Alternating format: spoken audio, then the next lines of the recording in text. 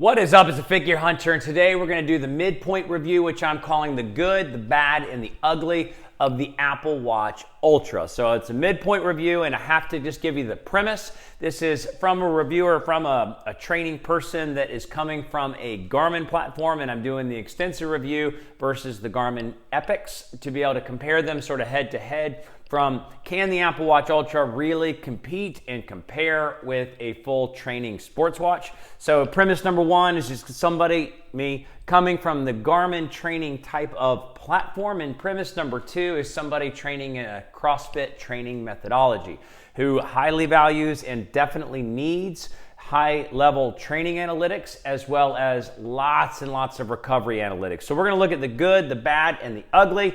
We're going to first off dive into the good. If you like this review, please give it a thumbs up. There's my damaged thumb. And we're going to talk about sort of just touch points now at this midpoint. So this is not extensive on just the things that I like, the things that are and the things that are not so good about the Apple Watch Ultra. So first off, with the good. All right, so here's the good, and all these things are being compared to the Garmin Epics. The first thing about the good is just the overall build quality. For the longest time, I've said it over and over again, I hate the look of the regular Apple Watch. I think it looks dainty. I think it looks dangerous because it looks like it's just going to get broken at every occasion.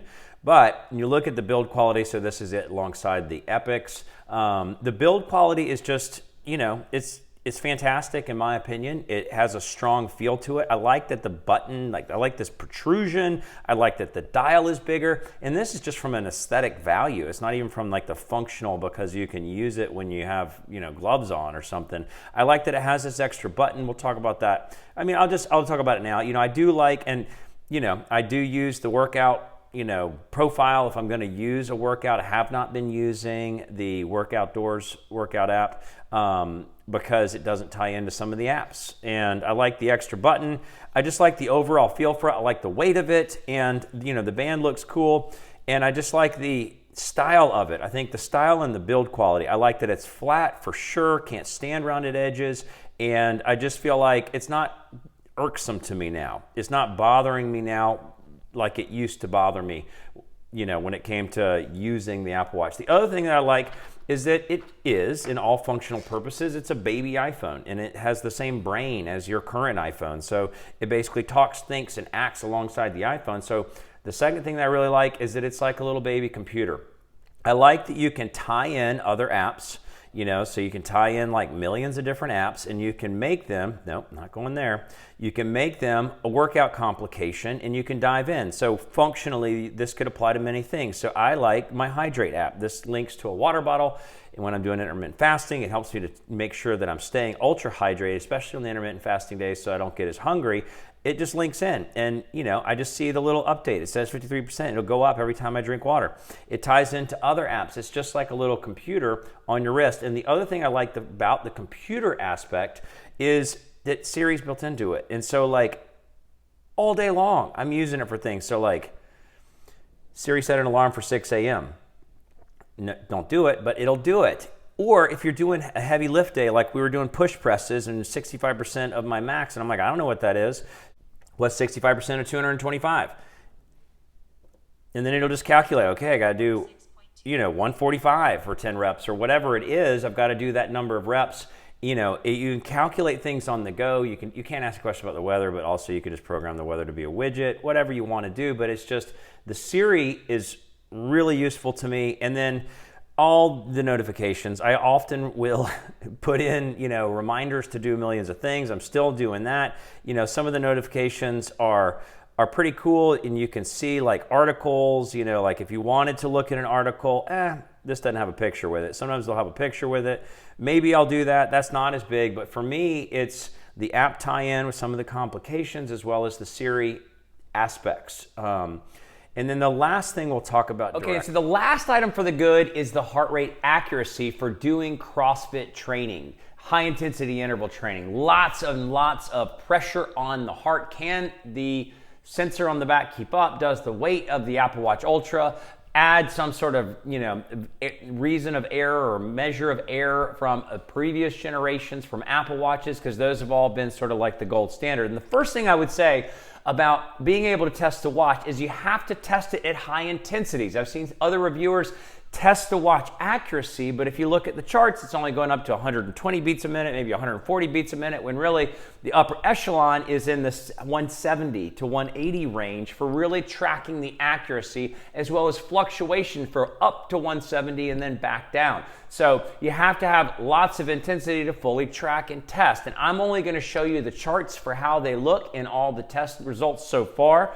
And the second thing is, can the watch keep up with lots of movement? So steady state, most watches are beginning to be relatively useful when it comes to running or indoor cycling, but when it comes to CrossFit or high intensity interval training or any kind of rigorous training profile or program out there, you have to have a watch that can keep up with lots of movement. And then specifically when it comes to CrossFit training, this is literal movement up and down your arm. So can the watch keep up with me opening it up, sliding it up, putting on wrist wraps, putting on hand wraps to be able to go into different subsets of the workout? And then can it keep, good as accuracy there, as it did here, as it did here, whatever the result may be. So can it keep up? So in all of the things that I'm going to show you, the workouts that you're going to look at in 5 seconds, is I am moving the watch if I have to. Almost all the workouts include some sort of heavy barbell or sort of walking on your hands or wall walks or push presses in which I'm using wrist wraps, and many of them include,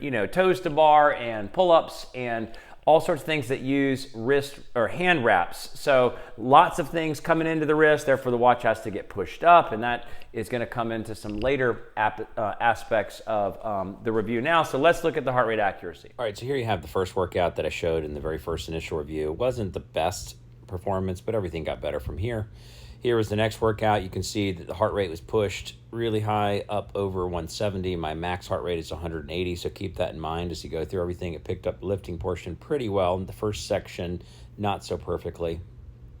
This was really odd. This was just an oddball run that I did, steady state run, and it didn't get the first 5 minutes correct.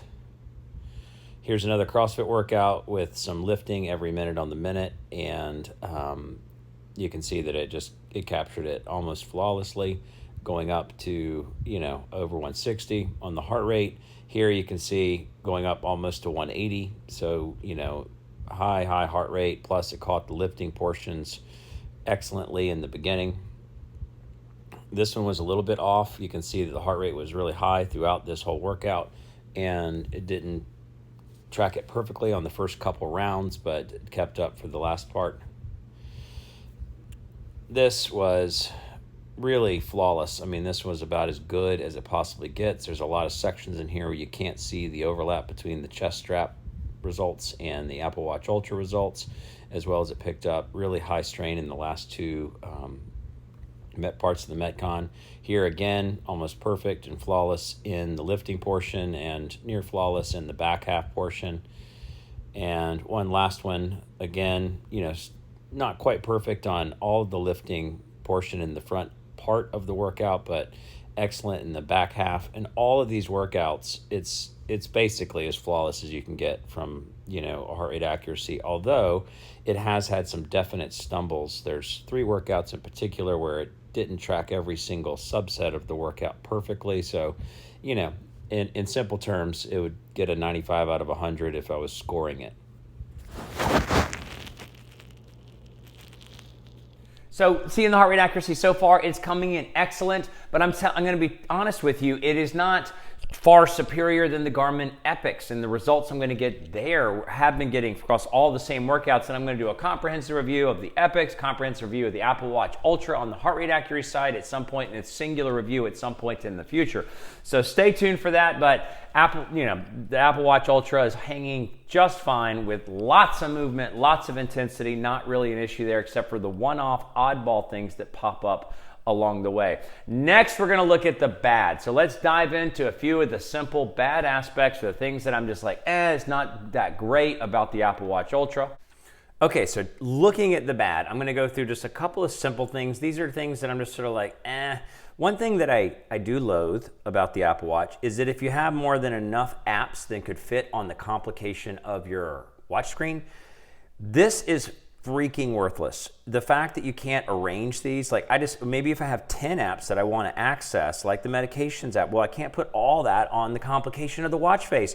And if you put it in alphabetical order, if you're somebody like me that has a bunch of apps just because once in a while, once a month you want to use it, now you've got to scroll through the world's longest list. Super stupid. That is a bad thing. It's not the world's worst thing, it's just sort of bad. And the second thing that I would say is bad are the straps, unfortunately. I think this strap looks awesome. I think this is my favorite looking strap of all the strap items. But if you're doing CrossFit and CrossFit training, let's take a look. Okay, first, you're gonna wanna strap it down super tight in the primary area, maybe there, and maybe you could get it to there. So this is just picking on the Alpine Loop, whatever. We're gonna talk about all of them.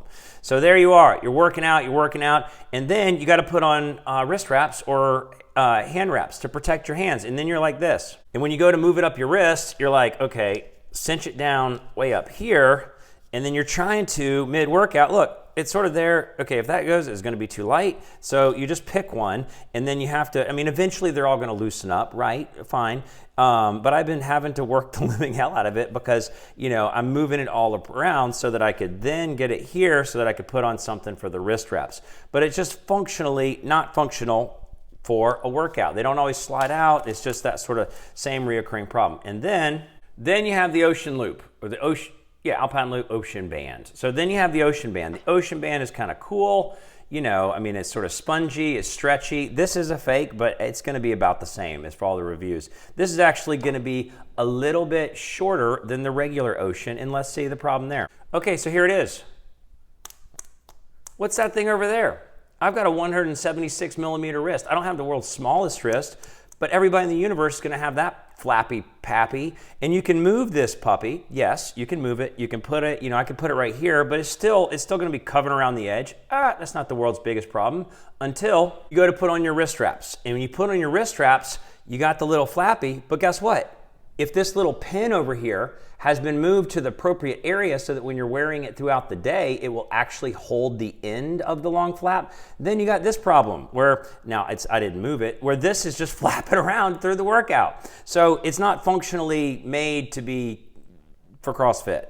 And I find that I'm back to the world's simplest band. It's like a $10 band off Amazon, and it works in all situations. But the problem is that you paid $800.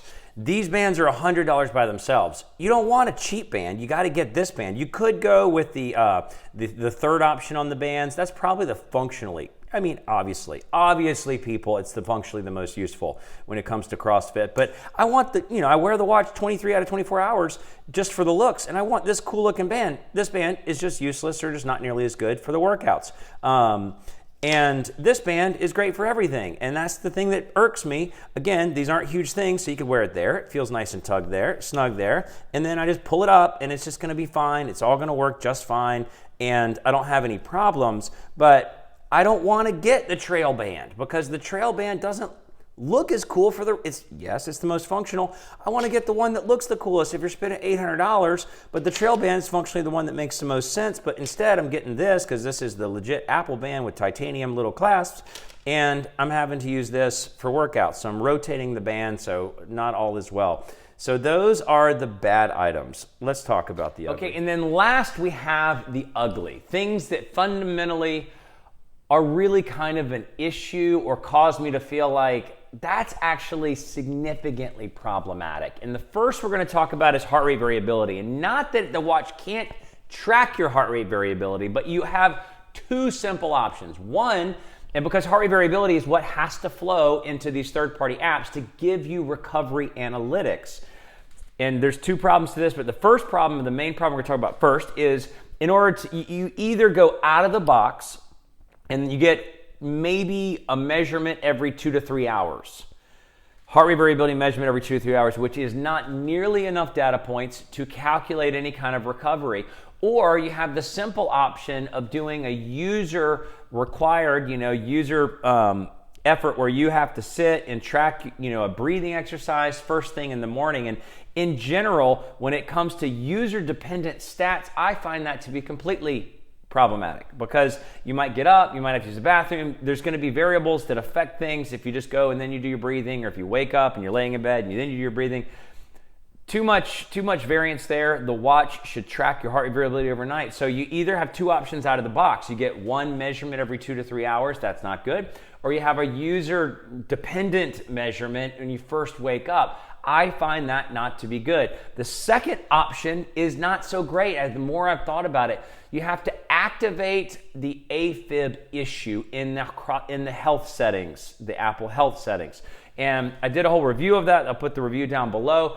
But you literally have to tell the watch. It'll ask you directly, point blank, have you been diagnosed by a doctor to have AFib issues? And you have to say, yes, a doctor has diagnosed me to have AFib issues. As soon as you do that, you say, yes, I have AFib issues, and all of a sudden you're getting 2 to 3 measurements an hour, which isn't ample enough to get a baseline for your heart rate variability throughout the night, because it's going to be more dependent on the averages to show your recovery.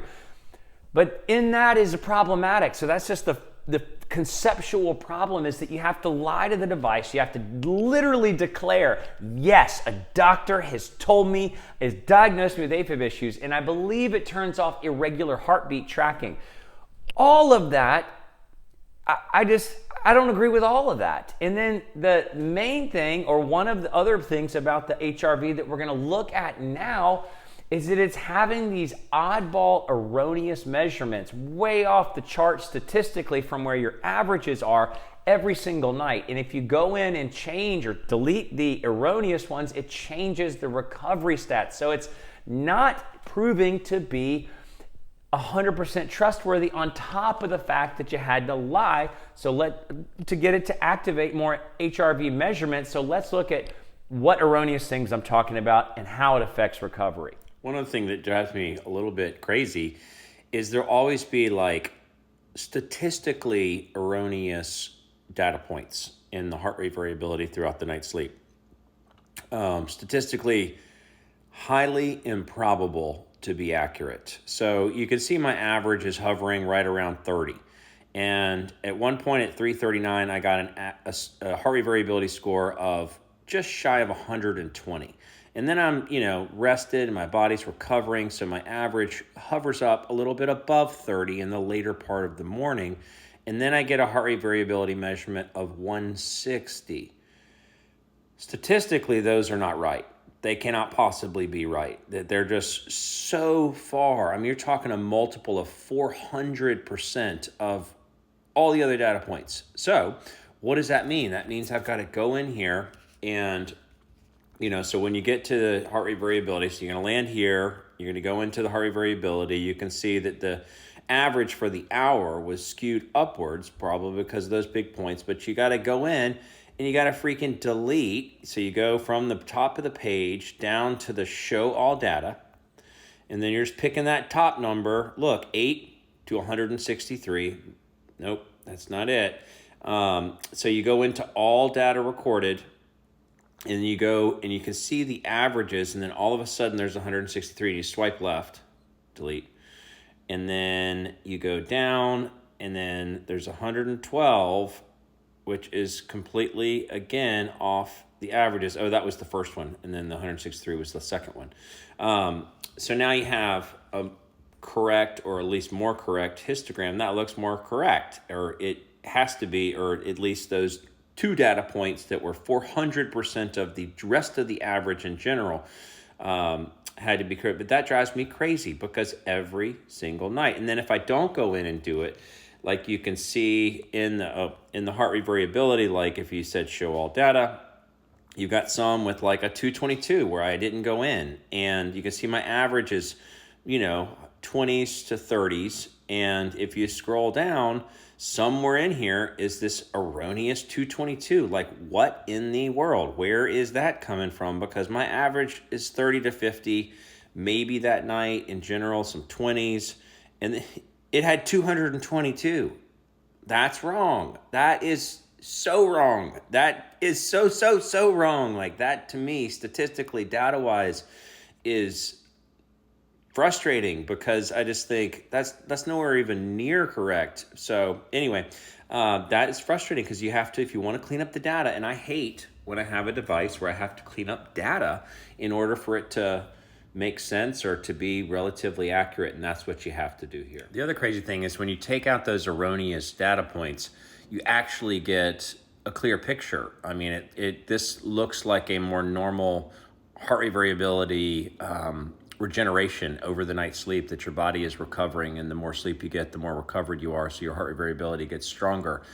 And now you can see that when we had those two really high data points, you couldn't see the variance at the base because it just sort of pushed all the data down below and it looked like more of a straight line on the bottom. And now we can see more of a, just a clear picture. The other thing that it does is it changes the recovery score. So you get, I went from, 60 something to 51. And so you get more accuracy when it comes to your nightly heart rate variability average and the recovery score you get from there.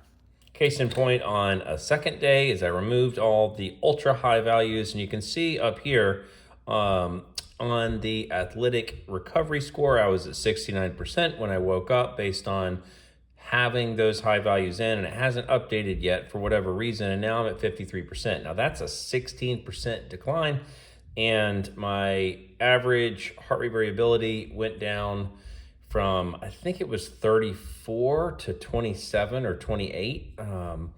And that's a big difference. So it is erroneous. It was just two data points last night that I deleted, and you can see the significant change in the recovery if I hadn't done the manual deletion. And the other piece of ugly is how it gives you assessment for recovery and your readiness to approach the next hard workout, whether you are ready or not ready. It all is, number one, dependent on third-party apps, which have to pull the data, like I talked about in the first point with the problems with the HRV. And number two, all of the apps primarily today are completely dependent on that HRV value. And I'll give you a case in point. Many, like the Garmin watches, like Polar's watches, they're dependent on seeing your training rigor, your training load, not just the volume, the amount of time you worked out, but the rigor and intensity on your cardiovascular system this week versus the last 4 weeks. Some sort of version of training load tracking versus just basing your readiness for a hard workout on your last night's sleep HRV. There's some things, the people that believe that that's the only physiological metric, but I believe it is absolutely not true. Now, if you look at my specific history, 5 weeks ago I got COVID. 3 weeks ago I cut the end of my finger off and had to do some modified workouts. So I worked out while in COVID, but it wasn't nearly the same, wasn't the same consistency. With the thumb, I'm having to adjust things. I'm just riding a bike a lot. It's not the same intensity. And then 1 week ago I was completely swamped with work and I missed 3 workouts. And then we get into a hard week of training this week. I had 3 hard workouts this week. It was super hard Monday, heavy Tuesday, and medium heavy yesterday, Wednesday, and now we're at Thursday. Each of the workouts had strenuous lifting portions. So, in our lifting cycle right now, just strenuous lifting portions with tempo and just different exhausting things, and then full body workouts for the Metcons themselves. My body today, after the 3 days in a row of hard workouts, is sore. I feel tired in general. My bones hurt. One of those types of weeks. And so that is the premise. So I want you to think about that. So I've gone into 3 hard workouts in a row, coming from not many previously rigorous workouts, and if anything, not consistently rigorous workouts. And this is what the Apple Watch Ultra is telling me. And here's what I woke up to. So because it's linchpinned attached to HRV, heart rate variability, over the night sleep primarily, you can see the recovery per day that's showing that my best and most ready to work out, my most recovered state was when I woke up this morning. That's not the case. I mean, it's just all based on the heart rate variability changes. And because I was so tired, it was a long day, and I even did a volunteer event the last 2 nights. Very tired, slept super heavily last night, And that was the only real difference, and you can see that it gave me a 76. Even if you go to something like Training Today, which again is just tracking your heart rate variability primarily for the most part, this is tracking it throughout the day, so I think it's even a little bit higher. It's saying I am able to push hard. So the second app that you could look at, able to push hard. And then even you compare it to something like Whoop, you could see why Whoop is, in my opinion, faulty when it comes from a rigorous training schedule. This just shows that my HRV average value for last night was just much higher than my average over the last 30 or 60 days. So it looks, again, like I am just ready to go super strain. And Whoop even says, because of this recovery score, you should push your strain 3 times harder than it was in the last few days. But if you look at a training load type calculation, we'll look at Polar first, it says overreaching, because if it actually knows how much training I've done the last 5 weeks, starting from the the training load was moderate during COVID because I still worked out and my heart rate just went higher than average, so it looked like I was straining. And then when I clipped the end of my finger for 3 weeks after that, basically I had to just do all sorts of modification. I couldn't push my body as hard. And then last week, literally taking 3 days off for the first time in months. And it's now saying, because I've been hitting it hard and getting these peaks, so you can see, as it relates, the overall training load last week and the week before, you can see the level of the training load per workout in red. Again, the level with those 3 days off, going to a much higher level this week. Here is a simple, training load tracking recommendation metric or model that's just saying overreaching. And then you go to what might be the premier sort of estimate of it all. It does say I'm being productive in my training overall, but in my training status, my readiness to work out, it just says 48%, a little bit on the low side, below 50%. It said I did have, good metrics, but I did wake up with recovery time still in the system, and that my acute load was higher, all the different metrics that go into calculating the fact that I'm about 50-50. So, it is not a great day to go full tilt, all out hard. Even if you were to look at the HealthFit app, which does do a training load model, it doesn't give you any recommendations. You just get all these wild lines. Now, in this model, you can track that blue line. The blue line is your chronic training load, which is just more of a snapshot of how much, your body is used to hard workouts, and you can see it declined. Now, in this period here, that's when I had COVID. I wasn't wearing a chest strap, therefore wasn't connected to this app, and therefore it wasn't tracking. But in general, you can see that, my training load, just the blue line's down, but I'm getting no direction, no advice about my fitness, versus the 2 other training loads like Garmin on the training readiness saying, you're kind of moderate, you're not really, ready to go hard. And then on the Polar Flow, overreaching. Just in a strict training load model, you are doing too much, you need to back off the next day or two, versus the model that you have typically and more traditionally, more immediately available on the Apple Watch Ultra. The Apple Watch family is through Athlytic, and it's just giving you, I'm getting a full green. It's not the highest score, in the history of time, but it's a full green relative to all the yellows before. So that is a fundamental problem on giving recommendations for a rigorous training program. So there you have it. That is the good, the bad, and the ugly of the Apple Watch Ultra from somebody who is coming from Garmin, training in the CrossFit methodology, dependent on training analytics as recovery analytics, and also, finding some of those computer-like aspects of the Apple Watch to be neat. This is not absolutely thorough. This is just my honest thoughts in real life use in the last 3 weeks that I've been using it. And I'm going to give you more of a thorough review and a full comparison to the Garmin platform to give you sort of a final answer. Can Apple really replace a Garmin? And I just wanted to give you some feedback now for what I'm really running into problematic-wise with the Apple Watch Ultra. And those are my thoughts. If you like this video, please do give it a thumbs up, because it just helps it to be viewed by other people, or have more likelihood to be viewed by other people. It's the Fit Gear Hunter. Thanks so much for watching.